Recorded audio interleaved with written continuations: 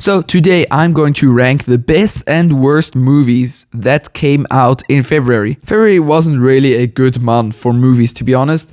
There wasn't a single huge movie that came out. That's why I only saw 3 movies that came out in February. But now let's move on to number 3, and that is Madame Web. What else did you expect? Probably the biggest problem with this movie is that the characters are not written at all, basically. I mean, there's no character motivation, no personality in any of the characters, which also doesn't help is that there's terrible acting and dialogue you can cringe at. Also, the CGI is pretty much video game level. The only thing I really liked about this movie is that Dakota Johnson acted okay and her visions were cool enough. 1 to 1.5 out of 5. Number 2, Einstein and the Bomb. I made a whole video about it. If you want to check that out, just click here. This movie just feels like Netflix saw Oppenheimer's success and wanted to copy it. Because it's more about the time Einstein's in than about Einstein himself.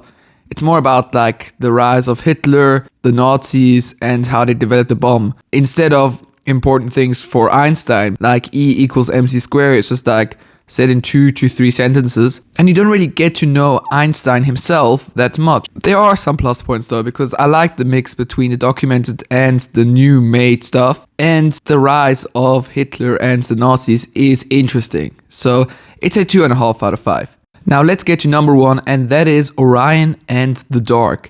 And this is another Netflix movie, even though it reminded me far more of a Pixar movie, and that is one of my plus points. I liked the concept. What I also liked is Orion's character and his connection to Dark, which is also character, even if it's nothing we haven't seen before. It's pretty standard.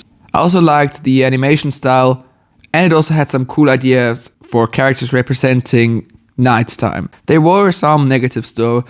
I mean, the story is pretty standard, and in the end it gets a bit tangled up. Overall, a 3.5 out of 5. To check out the biggest movies of March, click here. That's been it for today. Thanks for watching. Bye.